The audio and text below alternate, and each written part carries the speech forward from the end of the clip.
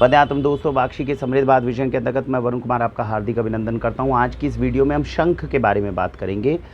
आप जानते हैं समुद्र मंथन के दौरान कहा जाता है कि प्रादुर्भाव हुआ शंख का। हमारे घर में रखी जाने वाली बड़ी पूजनीय जो सामग्री हैं उनमें से एक शंख को कहा जाता है। माता लक्ष्मी को अति प्रिय है, भगवान विष्णु को अति प्रिय है। थोड़ा सा इस वीडियो में संक्षिप्त रूप से जानेंगे किस प्रकार से हम शंख की पहचान कर सकते हैं कि वो ए ग्रेड का, फर्स्ट ग्रेड का, समुद्र से निकला हुआ ओरिजिनल शंख है कि नहीं है, और जो बाकी उनसे जुड़ी हुई बातें हैं उनको भी थोड़ा सा जानेंगे। सबसे पहले महत्व के अंदर दो महत्व हैं जो शंख के बहुत ज़्यादा लोकप्रिय हैं, जो अपने को समझने भी चाहिए। पहली बात, जिस घर के अंदर शंख को रखा जाता है, जैसे अगर शंख है तो वो हमेशा इस तरीके से रखा जाएगा। जैसे मैंने ये शंख उल्टे रखे हुए हैं, इस तरीके से शंख को कभी नहीं रखना है, तो हमेशा इस तरीके से रखा जाता है। शंख को कभी मंदिर के अंदर, जैसे अपने घर के मंदिर में रखना चाहिए, और हमेशा उसमें जल भर कर रखना चाहिए। जिस घर के अंदर मंदिर में शंख को जल भर के रखा जाता है, वहाँ पर माता लक्ष्मी का वास होता है, वहाँ पर समृद्धि और वैभव कभी भी उस घर को त्यागते नहीं है, ऐसा कहा जाता है। तो आप शंख को हमेशा इस तरीके से जो है रखें और इसमें जल भर के रखें। शंख को जो है सुबह मंदिर में जब भी पूजा करते हैं, भगवान सूर्य को अगर कभी अर्घ्य चढ़ाते हैं, तब उस समय पे शंख को बजाना ज़रूर चाहिए। पूजन से पहले भी, पूजन के बाद में बजाया जाता है। बजाने से हमारे जो शरीर के अंदर लंग्स हैं, इनकी कैपेसिटी बढ़ती है, तो ब्रीदिंग कैपेसिटी जो होती है, साइंटिफिक जो वैज्ञानिक तथ्य है वो ये है कि वो बढ़ता है, और इसीलिए शंख को बजाना बहुत अच्छा माना जाता है। दूसरी बात, शंख की ध्वनि घर में जहाँ जहाँ तक पहुँचती है वहाँ पर इसका एंटी बैक्टीरियल इफेक्ट माना जाता है, एंटी माइक्रोबियल इफेक्ट माना जाता है। कहा जाता है कि हवा में जितने भी कीटाणु हैं उन तक का ये नाश करता है। तो शंख को बजाना घर के अंदर बहुत अच्छा माना जाता है। बच्चों को ज़रूर सिखाना चाहिए, मंदिर में भी वास होना चाहिए, और बजाना भी जो है वो बच्चों को ज़रूर सिखाना चाहिए। एक ये दो तरह के जो शंख है मुख्य रूप से, वैसे तो बहुत सारी वैरायटीज़ होती हैं शंख की। ये जो मेरे हाथ में शंख है, जैसे ये शंख आप देख रहे हैं, तो इसके बाईं तरफ में जो इसका जो है मुख जो है वो निकला हुआ है, तो इसको बोलते हैं वामवर्ती शंख। अगर इसी तरीके से शंख जो है वो अगर मैंने इस तरह से पकड़ा और दक्षिण तरफ से ये निकल रहा है तो दक्षिणवर्ती शंख। तो वामवर्ती शंख जो है वो बहुमात्रा में उपलब्ध होते हैं। ज़्यादातर आपको वामवर्ती शंख मतलब मिलते हैं। ज़्यादातर जब शंख बजाया जाता है तो वो वामवर्ती शंख ही होता है। दक्षिणवर्ती शंख यूजुअली बजाया नहीं जाता, ध्वनि बहुत ज़्यादा नहीं निकलती। ज़्यादातर जो दक्षिणवर्ती शंख जैसा मेरे हाथ में है, इसको अभिषेक के लिए इस्तेमाल किया जाता है, भगवान विष्णु पे, माता लक्ष्मी पे, भगवान गणेश पे, और रुद्र अभिषेक के दौरान जो है इनका जो है इनसे अभिषेक किया जा सकता है। ये दक्षिणवर्ती शंख है। मध्यमवर्ती शंख होते हैं, एक गणेश शंख होते हैं जिनको देखने में ऐसा लगता है कि वो गणेश जी के समान जो है उनका रूप है। इसी तरह से गौरी शंकर शंख बहुत प्रसिद्ध है। मैं आपको दिखाता हूँ गौरी शंकर शंख भी। आज जब मैं गया और इसके ऊपर जब मैं स्टडी कर रहा था तो आप देखिए किस तरह से गौरी शंकर शंख दिखते हैं।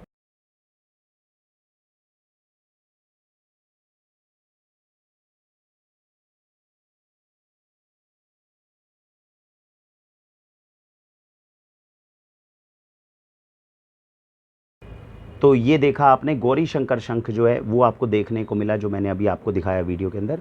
और इसके बाद में गदा शंख है। ये जहाँ पर हम सी शेल के अंदर, जहाँ पे अभी एक आज जगह पे मेरा जाना हुआ, जहाँ पर समुद्र से जितने भी शेल्स निकलते हैं, ओरिजिनल शेल्स, उनको उन्होंने रखा हुआ था। वहाँ पे मुझे गदा शंख मिला। ये पूरा ओरिजिनल बड़ा पीस है, तो ये भी बहुत बेहतरीन और बहुत अच्छा शंख लगा। इसको गदा शंख बोला जाता है।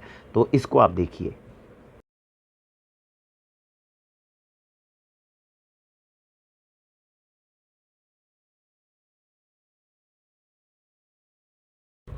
इसी तरीके से शनि शंख होता है, राहु शंख होता है, नवग्रह अलग अलग शंख होते हैं, बहुत प्रकार के शंख होते हैं।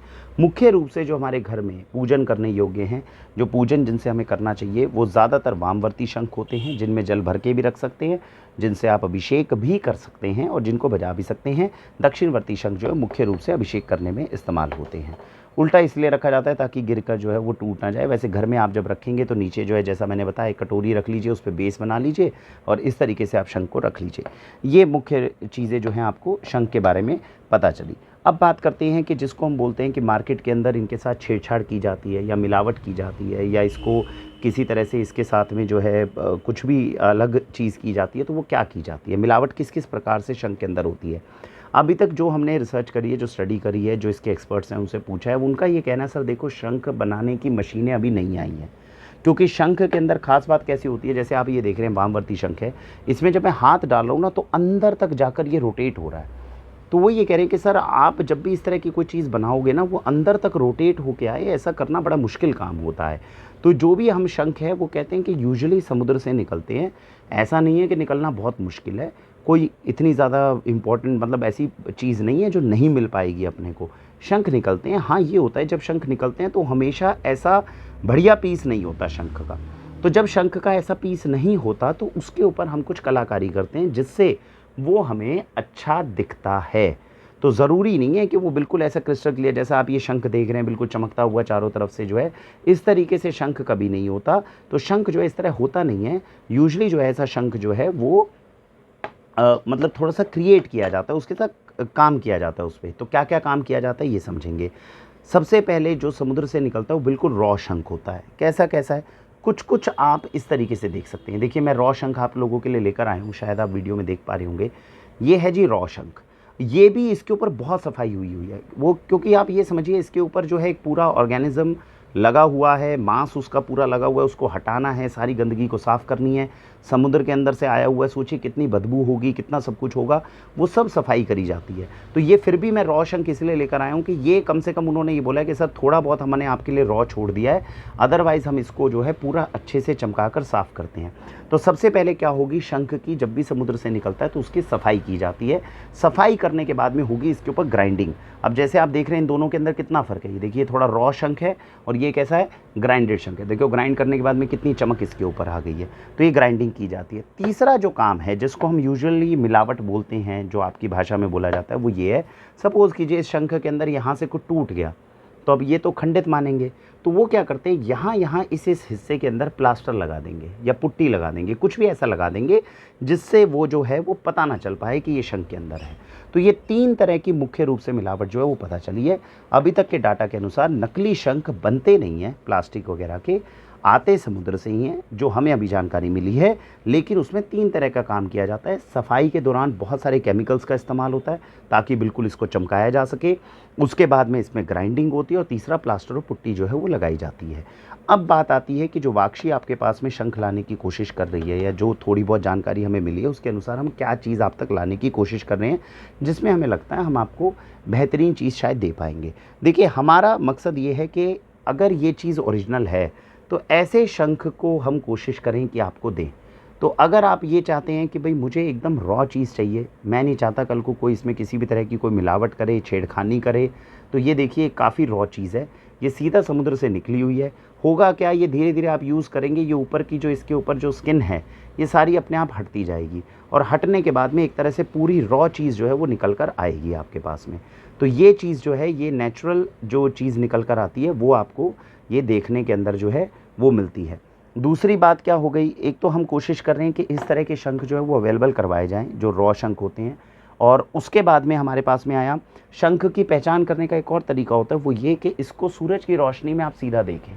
तो जो शंख होता है वो जब सूरज की रोशनी में देखा जाता है तो बिल्कुल क्लिस्टर क्लियर दिखता है। ऐसा क्यों कहा जाता है?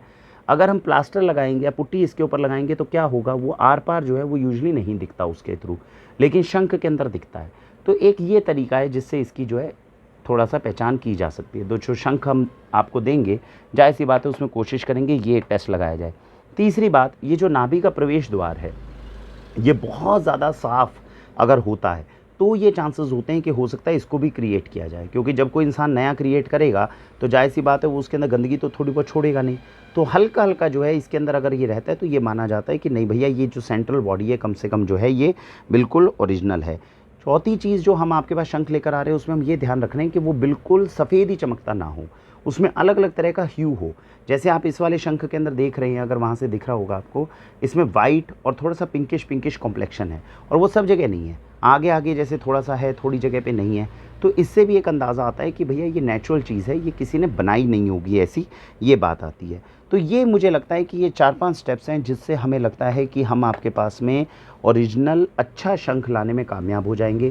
पहली बात तो कांटेक्ट उनसे किया गया जिनका काम केवल सी शेल के अंदर काम करने का है। उनके पास में 3rd ग्रेड के, देखिए 3 ग्रेड के शंख हैं जो देखने में मिलते हैं, 1st ग्रेड, 2nd ग्रेड और 3rd ग्रेड। इन तीनों के अंदर मुख्य रूप से क्या है, जैसे इसको कहा गया 1st ग्रेड का, जिसमें कहीं पर भी प्लास्टर का काम नहीं हुआ, तो उनका ये कहना है कि ये फर्स्ट ग्रेड का शंख इसे बोलते हैं। सेकंड ग्रेड का ऐसा होगा जिसके अंदर ऊपर ऊपर यहाँ पे जैसे प्लास्टर लगाकर काम कर दिया गया। ऐसा मैं शंख देख कर आया हूँ और देखने में भली भांति से पता चलता है कि ये जो है ये सेकंड ग्रेड का शंख है। थर्ड ग्रेड का शंख होता है जिसके अंदर यहाँ नीचे की तरफ भी प्लास्टर का काफ़ी काम किया हो। ऐसा भी शंख मैंने पास की दुकान पे जाके आज देखा है। तो जैसे आपको ये वीडियो में दिख पा रहा होगा, अगर पास की दुकान पे आप जाते हैं, उनको बोलिए कि भैया मुझे अच्छा खासा थोड़ा बड़ा शंख चाहिए। ये जो शंख है इसकी डायमेंशन है, डायमेंशन कैसे ली जाती है वो मैं बता रहा हूँ। यहाँ से यहाँ तक आप इंच टेप से नापिए तो इसकी डायमेंशन जो है ये तकरीबन 7.5 आती है। और ऐसे जो मेजरिंग टेप है उससे अगर ऐसे राउंड बीच में राउंड पूरा कर लोगे तो इसकी क्या चौड़ाई आती है, 11 इंच की। तो 11 और 7 इंच का अगर आप देखते हैं शंख जो है वो अगर आपको दिखता है, और वो अगर आपको बाज़ार के अंदर आप देखेंगे ना, तो आपको, मैं जैसे अभी थर्ड ग्रेड के शंख देख कर आया हूँ, 2200 रुपये के थर्ड ग्रेड के शंख जो है उनके प्राइसिंग उन्होंने डाली हुई है, क्योंकि उन्हें लगता है कि साइज़ के हिसाब से मेजर होगा और उसके अंदर प्रॉपर प्लास्टर का काम किया हुआ है। आप देखेंगे तो आपको धब्बे भी मिलेंगे। जब प्लास्टर करा गया तो उसमें भाई यूनिफॉर्मिटी तो आएगी नहीं, तो थोड़ी बहुत इधर उधर धब्बे भी जाएंगे, ये ऐसे भी जाएगा, तो वैसी फिनिशिंग नहीं आ पाती है कई बार। तो उससे पहचान में ये हल्के आ रहे थे कि भैया वो थर्ड ग्रेड का माल है। तो ये जो मेजर चीज़ें हैं अभी तक देखने के अंदर जो डिफरेंस है वो ये पता चला है। हमें लगता है कि अगर हम थोड़ा रॉ की तरफ, अगर शंख की तरफ चले जाएंगे तो अपने को ये, क्योंकि ये चीज़ जो है ये कोई भी इसके अंदर मिलावट मेरे को लगता नहीं कि करने की कोशिश करेगा। रॉ चीज़ निकल रही है, उसको पता है मार्केट में बिकेगी नहीं, तो मेरे ख्याल से शायद इस चीज़ के अंदर अपने को ओरिजिनल चीज़ें ज़्यादा मिल जाएंगी। तो ये कुछ चीज़ें हैं जो हमने अभी तक की उपलब्ध जो जानकारी है उसके अनुसार कोशिश की है कि आप तक प्योर चीज़ें हम लेकर आएँ। और हमेशा हम बोलते हैं कि परफेक्शन तो ज़रूरी नहीं कि हर किसी के पास आ जाए, लेकिन अगर लगातार हम किसी चीज़ में रिसर्च करते रहें तो आज नहीं तो कल कुछ ना कुछ अच्छी जानकारियाँ हमें उपलब्ध ज़रूर होती रहेगी। तो शंख के लिए हम वाक्षी के पास में अब से उपलब्ध होने शुरू होंगे। धीरे धीरे हम इसको और समझते जाएंगे। जब बार बार जाएंगे, जब चीज़ों को और देखेंगे और समझेंगे और गहराई में प्रश्न पूछेंगे, तो हो सकता है भविष्य में हम आपको और बेहतर इसके बारे में वीडियो भी दे सकें। अभी तक के लिए जो उपलब्ध जानकारी वो मैंने आपको भेजी, आप कमेंट सेक्शन में बता सकते हैं। इसके अलावा अगर आपका कुछ सोचना है या आपको लगता है कि हमें इसके ऊपर कुछ और स्टडी करनी चाहिए तो उसमें भी मार्गदर्शन करें। हमारी कोशिश यही रहेगी अगले 2-3 सालों के अंदर कि चीज़ों में गहराई में जाकर कितना डेप्थ के अंदर उन चीज़ों को समझकर आपके लिए बेहतरीन चीज़ ला सकते हैं, वो लाने का हम प्रयत्न करेंगे। भारत वंदे मातरम।